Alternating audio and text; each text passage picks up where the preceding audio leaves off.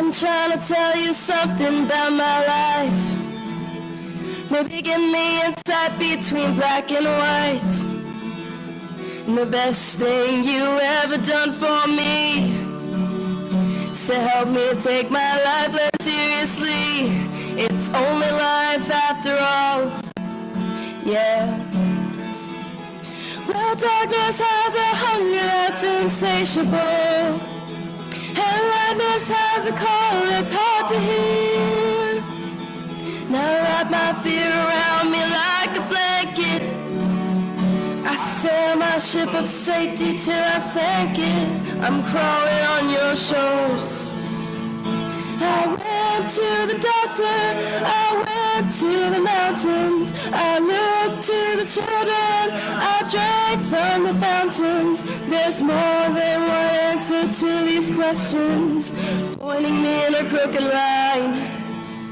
And the less I seek my source for some divinitive, closer I am to find, yeah. Closer I am to find, yeah. I went to see a doctor of philosophy with a poster of Rasputin and a beard down to his knees. He never did marry. See if he graded movie. He graded my performance. He said he could see through me. I spent 4 years prostrate to the higher mind.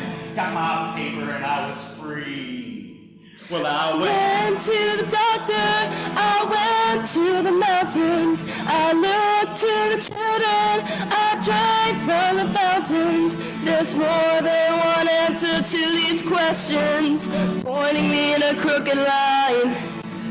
And the less I seek my source for some divinitive, closer I am to find, yeah.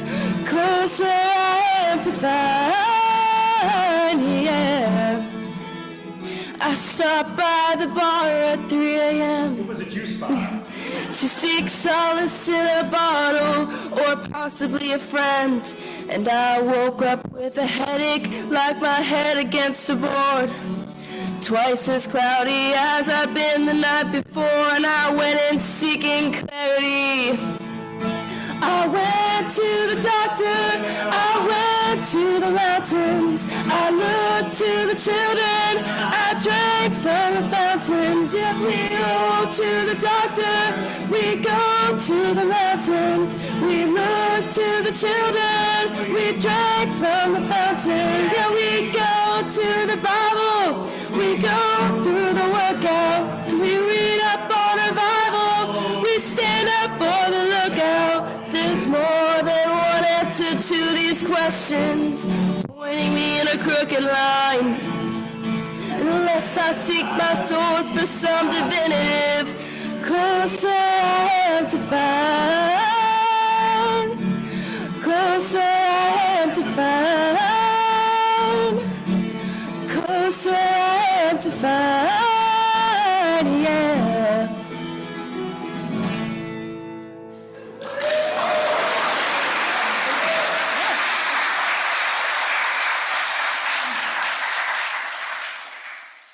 Good morning, and welcome to the Unitarian Society of New Haven, aka USNH. I am Robin Genzano, co-chair of the Children and Youth Religious Education Committee, and it's my pleasure to welcome you into this annual worship tradition in which the spiritual lives of children and youth are celebrated. The banners behind me on the chancel represent the 8 principles of Unitarian Universalism. Participants in the religious education program here have spent this year learning about these principles and the sources of our faith traditions in their RE classes. Several of the 7th and 8th graders have written statements of personal beliefs called CREDOs, which they will be sharing later in the service. If you're visiting USNH for the first time, or perhaps you're new enough to USNH that you have questions about Unitarian Universalism and this congregation, join the Connections team today in the social hall after the service at the special welcome table. We also have a couple of other important announcements, which Rev. Stephen will share. Thank you, Rob. I just have some announcements to share, but I wanted to begin by sharing some sad news. Some people may know, but some people do not know, that earlier this week, Frank Jonowitz died in his apartment. And this is obviously sad and shocking news. I think the very first pastoral appointment I ever had was with Frank. And I learned to appreciate and respect his life very much. And so later in the service, I'm going to ask Sonny, who did so much work with Frank, to place a stone when that joyous and sorrows comes up in the service, to recognize our sorrow, but also to ask Jesse if he will light a candle to represent the joy that Frank found here and that we found in his friendship. There are no plans from the family as of yet. I will let you all know as soon as I know any more myself. The final session of our end-of-life planning series on medical concerns is today from noon to 2, and is led by Dr. Amanda Newton, and of course, Manya will be coming up to help light our chalice in a moment. Visit the table in the social hall about ordering engraved bricks in honor of former staff and deceased congregants. Bricks ordered by June 15th will be installed in the refreshed Memorial Garden patio. The women's choral group, Silk and Sound, you probably saw it as you walked in. Their rescheduled Valentine's concert, Love is in the Air, today is at 3 o'clock. And it's right here, and all are welcome. All are also invited to Jamie Johnson. Jamie, you're there in the back, welcome. Ordination here at 2 p.m. this Saturday. And I want to personally really reinforce that whenever this congregation ordains anyone into the Unitarian Universalist ministry, it is a big deal not only for that person, but for the movement itself, and certainly for this congregation that has supported her along the way. So please join Jamie for this very special celebration. And as we transition into this very special service today, when I was a young minister, I was only 20 miles away from the University of Maryland campus. And I did not know at that time that Jim Henson, who created the Muppets, had gone there. And I'm happy to say that Kermit the Frog was the commencement speaker at the University of Maryland last weekend. Kermit is a hero of mine. He said, life is not a solo act. It's not. It's a big, messy, delightful ensemble piece, especially when you are with your people. Rather than jumping over someone to get what you want, consider reaching out your hand and taking the leap together. Because life is better when we leap together. And it is in that spirit that we have our call to worship and light our chalice to begin this morning's worship.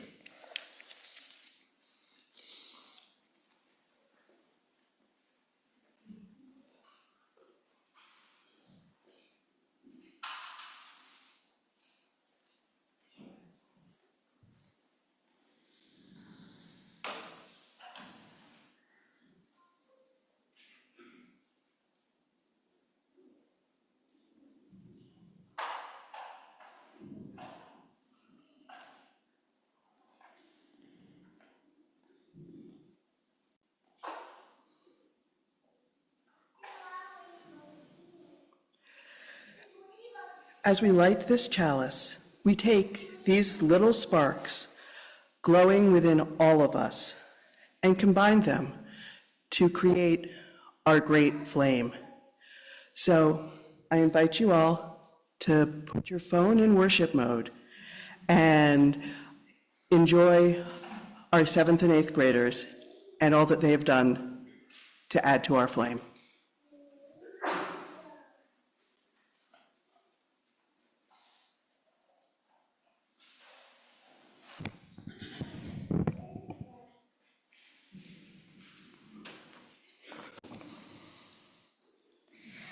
Good morning.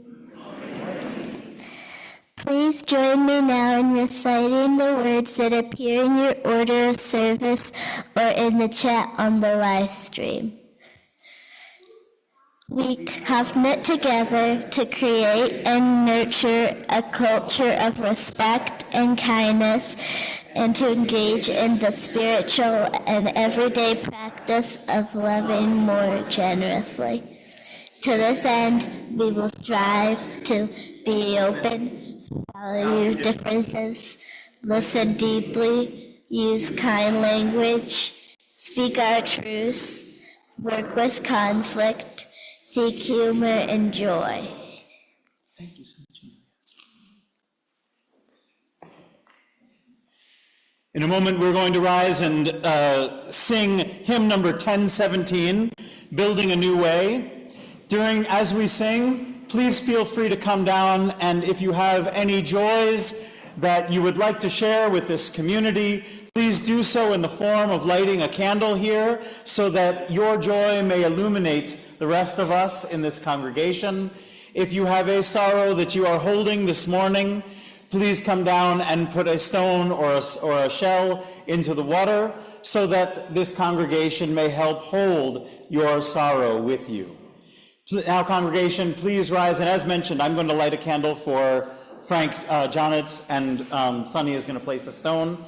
Let's rise and sing number 1017, Building a New Way.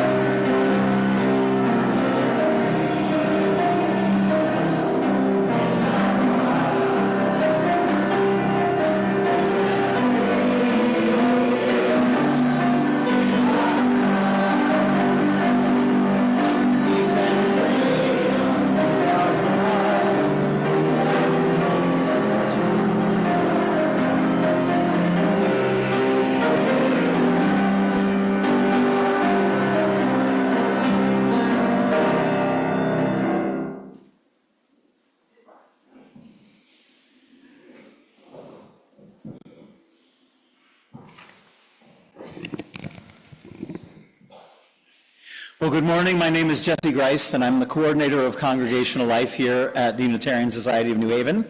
My pronouns are he and him, and I wanted to share with you words this morning that come from someone who sadly left us on this earthly plane several years ago, but who was one of the people who, when I was a child at this congregation, really embodied the search for truth and meaning. And he did so in the absolutely silliest way possible. His name was Edward Bewald, and he was a member here from the 1970s, possibly earlier than that. I didn't have a chance to look up his exact time that he came here with his wife Shirley. But as a child growing up, he had several traditions at USNH that were very formative for me. One was Ed had an imaginary friend who was a 5'1" chicken named Charlie, who was invisible. And every year on February 30th, we would celebrate Charlie's birthday with a celebration at Ed and Shirley's house. And we would walk into the house and there would be music playing that were all your favorite rock and roll hits sung by chickens. So imagine, Elvis Presley singing something like, yeah, it went on like that. And we would, among other things, we would find all of these ways to celebrate Charlie Chicken's birthday. And Charlie had a girlfriend named Henrietta who would join these parties. And that always moved me because my grandmother's name was Henrietta. So each year, as I help our 7th and 8th graders start to define their credos, their belief statements, their statements of what it is that is important to them and what it is that they have faith in this ever-changing and complicated world, I oftentimes go back to Ed, and the reason I do is because Ed wrote his credo when he was about 20 years old, and then he rewrote it when he was about 30, and then he rewrote it when he was around 40, and finally he left us with a version that he wrote when he was in his late 60s. And I wanted to start off our sharing of credos this morning by reading his last credo statement, but knowing, and my message particularly to the 7th and 8th graders is, the words that you share with us this morning are an amazing and powerful statement of where you are right now. But they may not be the words that move you at your deepest levels in 5 years, in 10 years, over the rest of your life. The most amazing thing to me about Unitarian Universalism is we are constantly reinventing ourselves, rediscovering ourselves, and redefining what it is that we believe. And we do that in a sense of shared safety, sacred safety within this community. So here's what Ed wrote in his late 60s as a poem called Credo. And this can sort of open the door to what you're going to hear from our 7th and 8th graders later on in this service. I believe that change is the only absolute.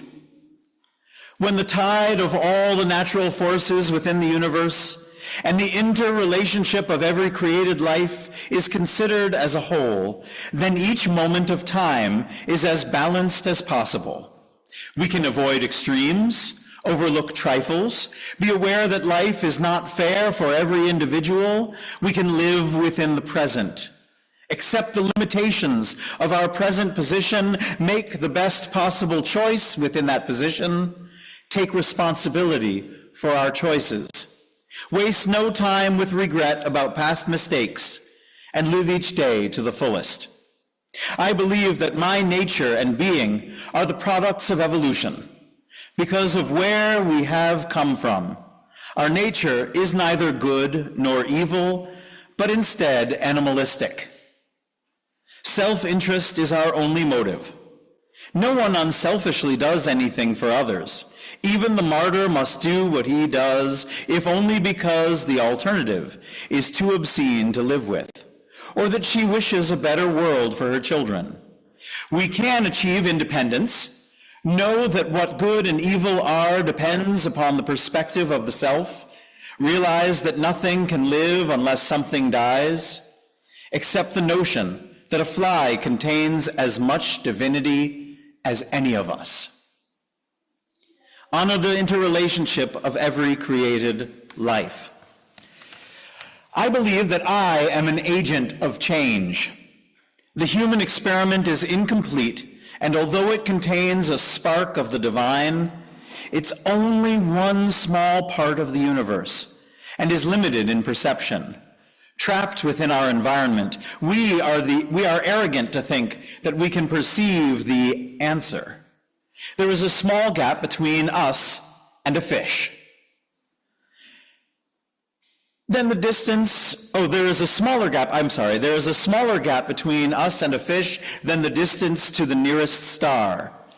So how can we know the universe more intimately than creature knows us? We can not take ourselves too seriously, realize that our best effort is the best way we or anyone else can expect. Know that the way we feel is always proper.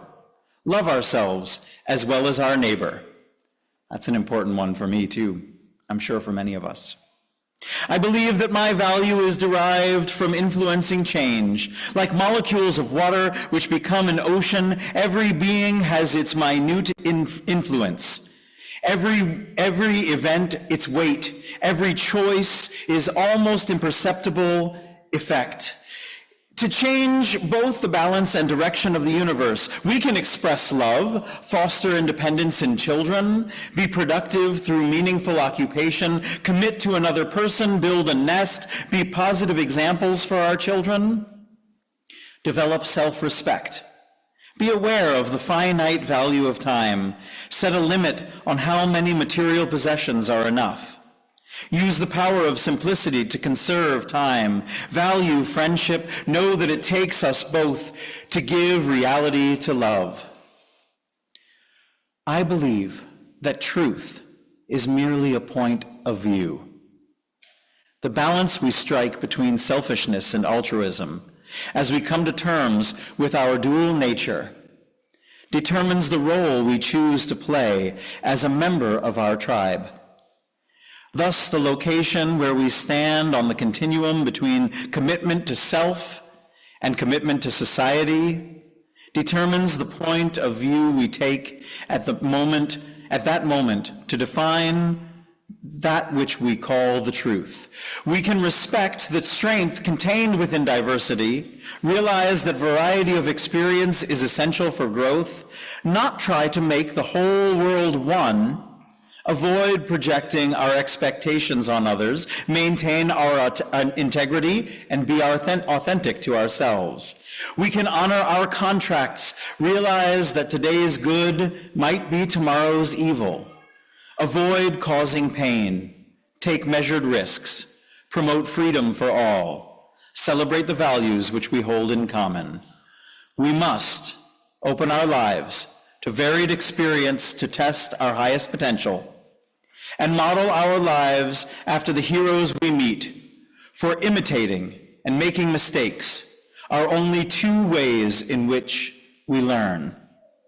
To copy excellence is always a virtue, and to fail is never a sin. Life can be either a great adventure or nothing. Above all else, be kind.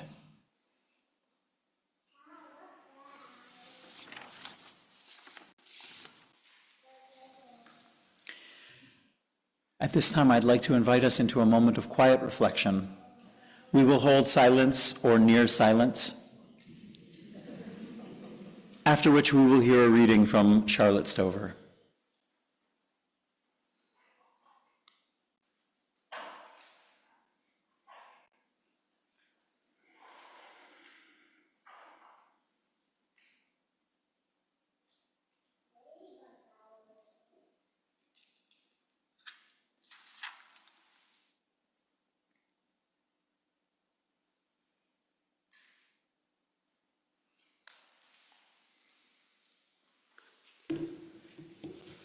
Good morning. This reading is a poem called Backwards Growth. We have started growth into the ground. We look around for any sound, a light to look to, someone to trust, but all we find is power, lust, and us. We, the dreamers, have done the deed. Our undeniable greed has crushed the seed that grows the trees that feed us, the trees we need to need us. Those with dark plans, it is them. We give fruit, they give back stems. I once believed we all were friends, but no, We can only dream for that again.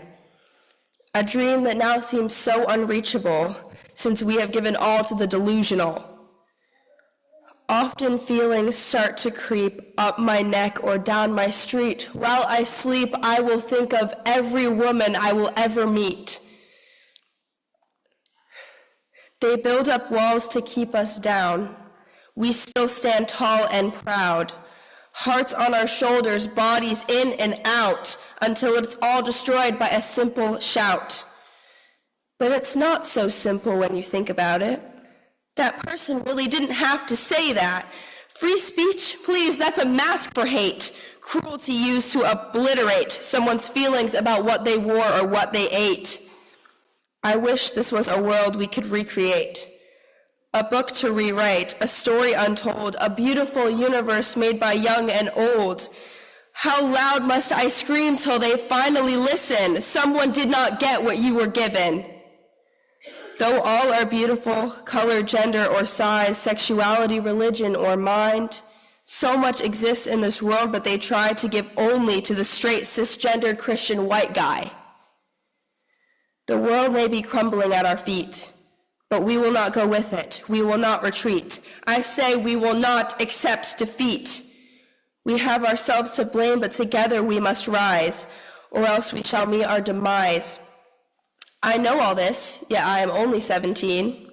I see a future where everyone is equal and free. Thank you.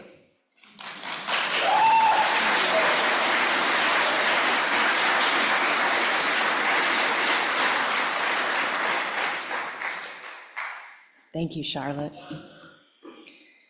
Now is the time in our service where we live into our UU value of generosity through an offering. In today's offering, our ushers are a few of the 7th and 8th graders who we are honoring today and sharing their credo statements. Of the many places where the funds you offer will be used, our youth religious education program is one of them.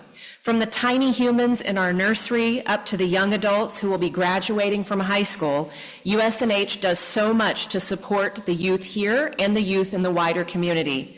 Please consider this work as you make your offering today. All funds are gratefully received.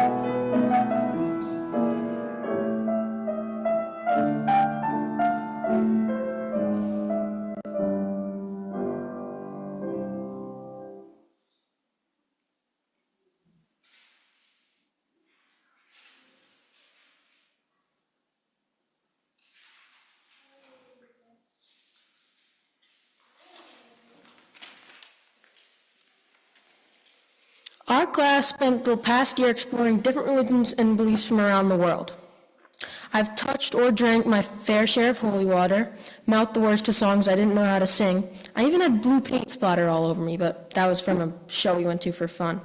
Anyway, after all that, it seems to me that with religion, people from all over the world are all responding to a gut feeling of the divine, no matter how they show or practice their beliefs. I have the same gut feeling.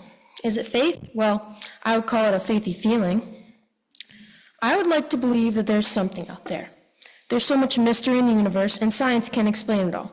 In the face of this unknown, my hunch is that there is some kind of God. I don't know exactly who it is or what he looks like, and actually, I don't even know if I should call God a him. I remember when we were at the Sikh temple, a man said that God is within you. And that kind of spoke to me. People talk about God as a creator, and there is so much beauty in the world. There must be a source, right?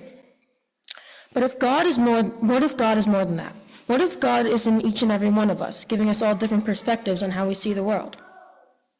After that realization, I came to believe that we humans should carry on God's work, creating beauty everywhere we go and finding beauty in everything we see. It's all a matter of perspective. On the drive here on Sundays, I almost always see a homeless person asking for food or money when we're getting off the highway. A different person every time.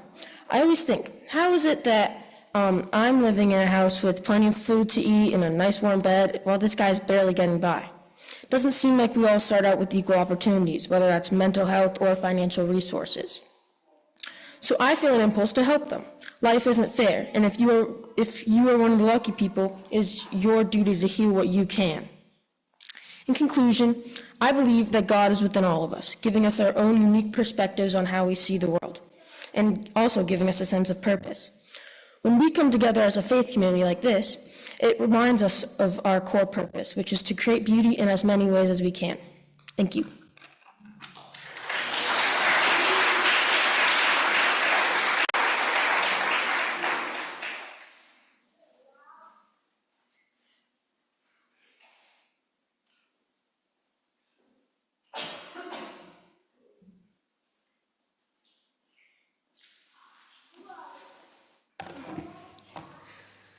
What she said. Hi, my name is Edie Storr. My pronouns are she, her, and this is my credo statement. I have a lot of things that I believe. Some are personal, some are religious or relating to gods. Some of them are about social justice and equal rights, but all of them are important to me. I believe that all mythological pagan gods, or pantheons of gods, are real and cause some events to happen, like the weather. I do also believe that science is responsible for those things because it's a proven fact. Why not both, right? I just think the pagan gods are a really cool idea for how things work. I mean, you try to tell me that a god riding across the sky in a flaming chariot isn't cool as heck, right? I sort of think stuff like that is way too cool not to be real. Now, here's where things get complicated, because I've been to religious ed class.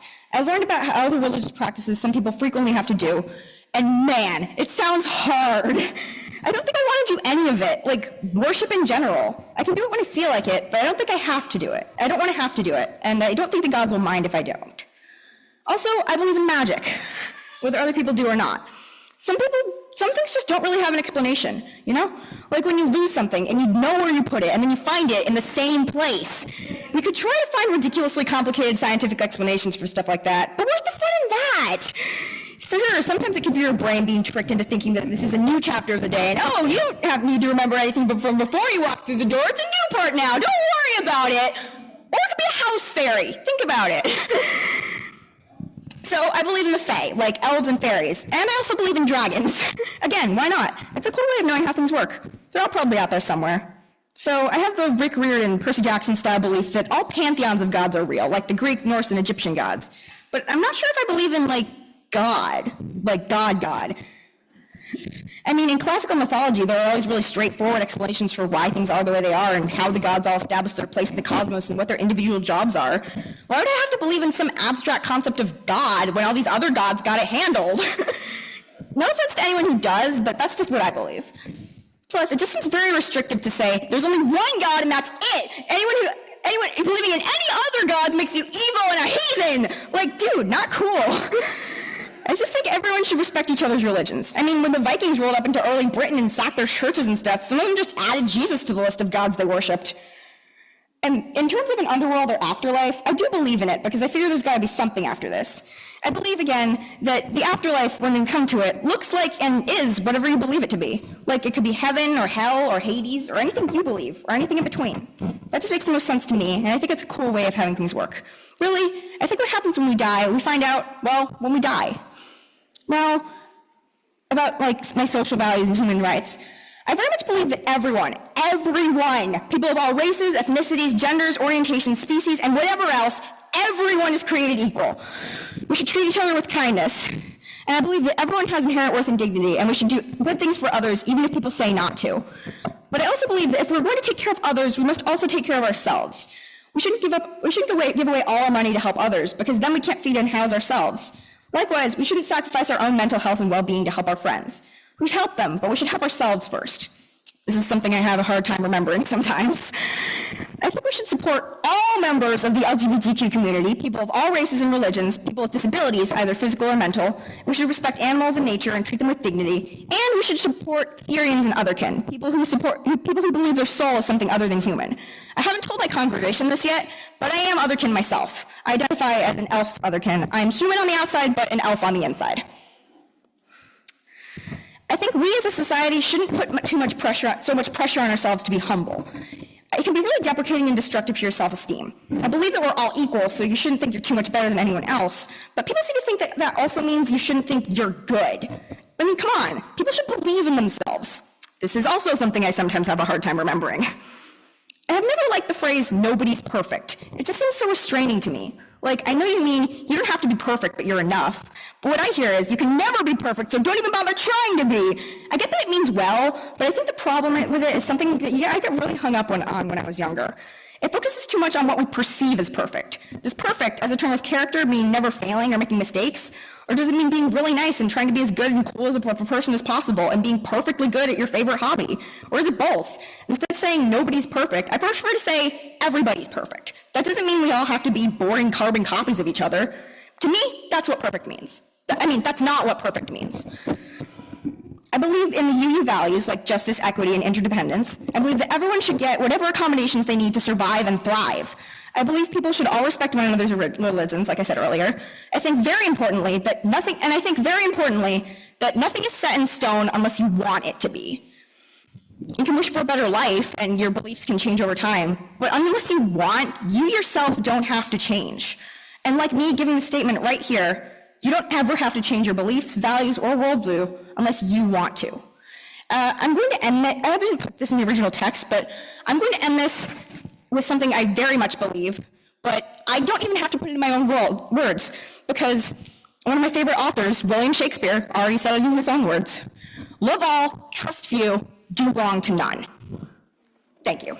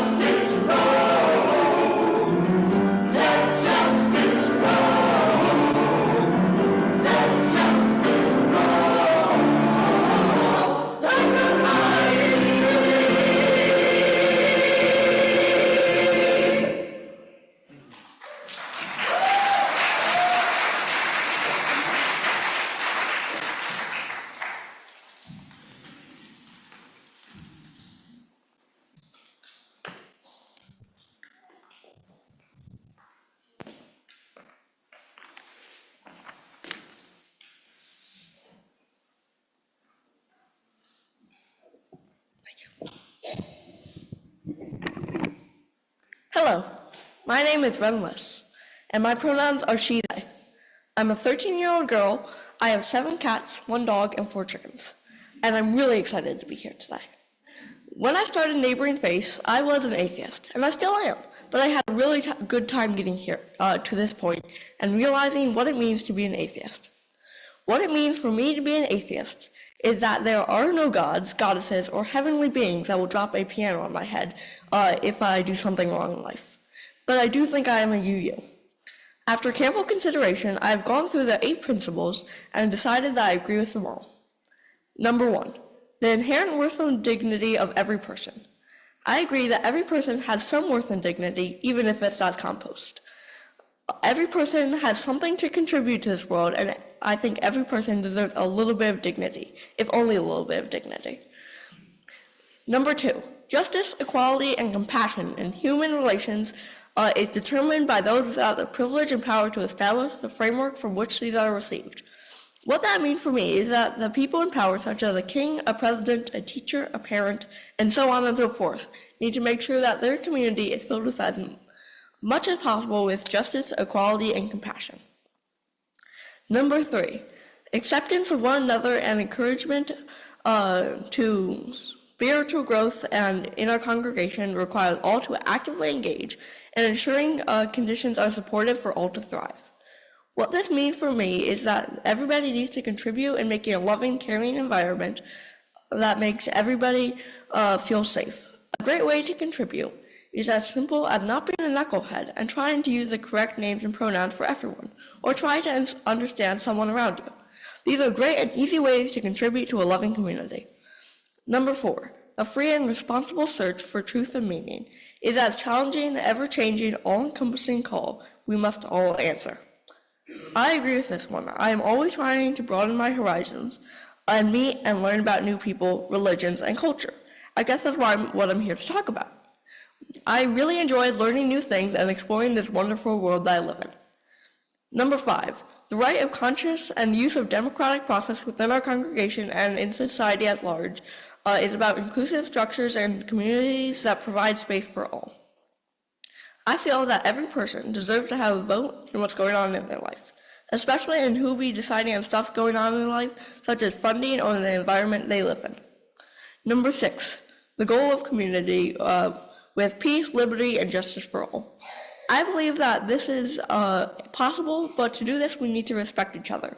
This is the goal, but we might not get there anytime soon or ever, but that is no reason to stop trying. Number 7, respect for the interdependent web of all existence for which we are a part. I heard from a friend that there will be more ticks this year, and that they went back and figured out the reason that there will be more ticks is because more acorns this past fall, which gave more food for the deer, rodents, and other animals, which gave more food to the ticks, which led them to reproduce more. And the reason that there are more acorns is because it was hotter, because of global warming, and global warming is because of humans, and so on and so forth. So yes, I do believe that everything is connected in some way. Number 8, journeying towards spiritual wholeness by working to build a diverse, multicultural, beloved community by our actions that accountably dismantle racism and other oppressions in ourselves and our institutions. I definitely agree with this one, but I feel like it is not inclusive enough. I feel like the words other oppressions is kind of vague and could be replaced with some examples like homophobia or transphobia. Besides that, I really like this one. In conclusion, I am an atheist, but I have beliefs. I believe in a lot of stuff like community, love, and cats. Learning about different religions has been so much fun and made me think about religions and beliefs in a whole new light. I would like to say thank you to all the people that made this happen and all the friends I made this year. Thanks for letting me speak.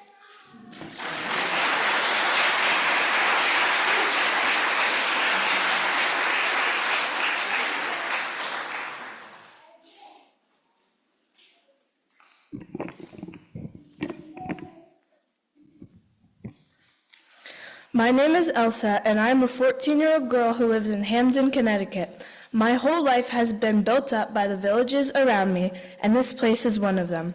My parents first introduced me to this place for this exact purpose, to find my values and hold on to them. I believe that a lot of my values are influenced by my parents' parenting style and what they instill in me.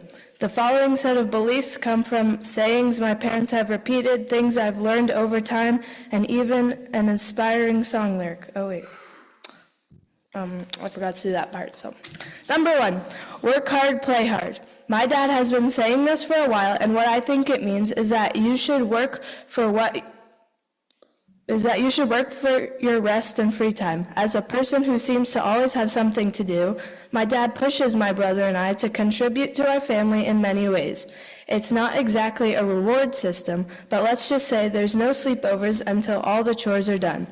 I think this principle has helped my dad raise 2 independent children who will be able to support themselves, so I will continue to carry this belief with me as well as I can, as well, until I can support not just myself, but my own family too. 2, appreciate the little things. I often find myself noticing small, beautiful details everywhere I go. Maybe I'm just an insightful person, but I think it is essential to pay attention to the small things, like the spider weaving her web. Too often we forget to recognize these things just as much as we fail to acknowledge that we are also tiny, insignificant spiders weaving our own webs. 3, take care of yourself before others. The foundation of being someone who is always there for others is loving yourself first. If you ask any of my friends, they will agree that if they ask me to hang out after school, 90% of the time I will have something to do. This something consists of me at my house alone, watching my favorite show sprawled out on the couch. After my chores, of course. I'm very busy, as you can see. I think that finding time for yourself is needed before you can fit others into your schedule.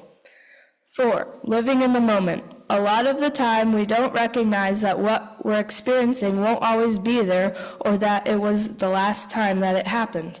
And it is only until we are separated from that thing that we dawn on the reality that it's gone. That's why I cherish every moment with my grandparents, because I don't know if it could be my last. Looking back on my memories with them, I am grateful that I didn't let the moment pass me by. 5. Oh, this is the Taylor Swift quote. Bend when you can, snap when you have to. I would like to close with one of my favorite Taylor Swift quotes, which is from one of her songs, and it says, bend when you can, snap when you have to. I think everyone should live by this belief because it is inevitable that you will come across people in your life that make you need to set some boundaries. This quote does not mean that you should give in to what others want from you, but to stay true to yourself while still being flexible. It is only when you break that the other person has won. I think many people I know are either too fragile for what life has coming for them or have convinced themselves that they're already broken. But the strongest people I know are the ones who stick to their moral compasses all the way through, and I strive to be like them. To wrap it all up, this is what I came up with one Friday evening a few weeks ago. You may have noticed that I didn't even touch upon the idea of God, and that was on purpose. I feel like I don't need that right now, which I'm okay with. I believe in a world without God for me, but also a world where God is believed in by others. If at some point I need some extra guidance, I know where to look. But for now, this is enough for me. Thank you.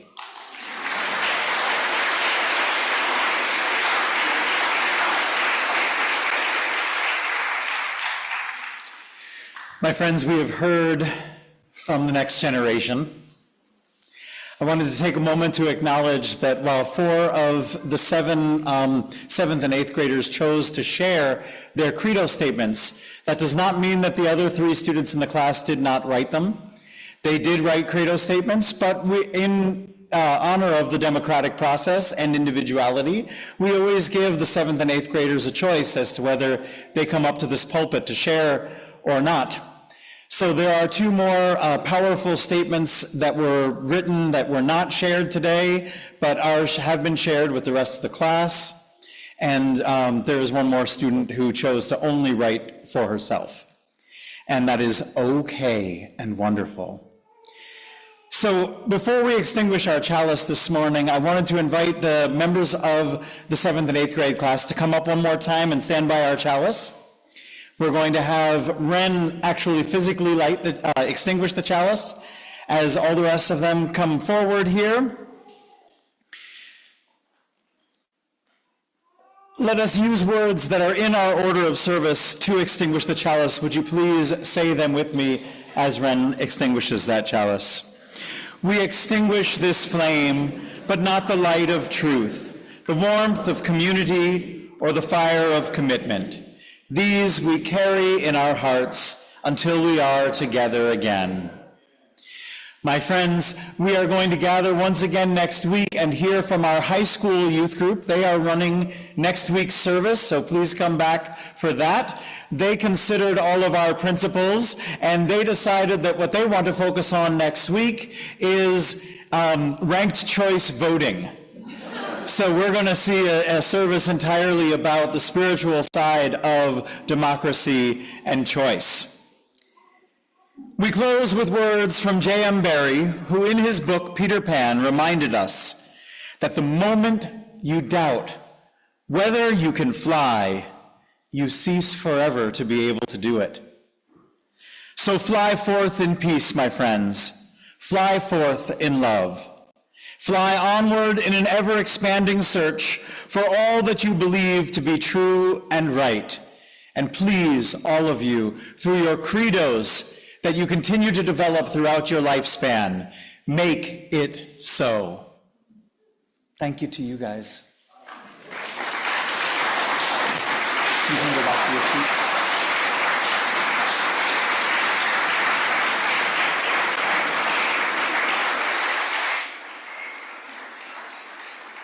Can there possibly be anything more powerful than sharing our beliefs in community and encouraging one another? Let us end this service with hymn numbers 1064. Please rise and body your spirit, and let us sing about our beautiful blue boat home.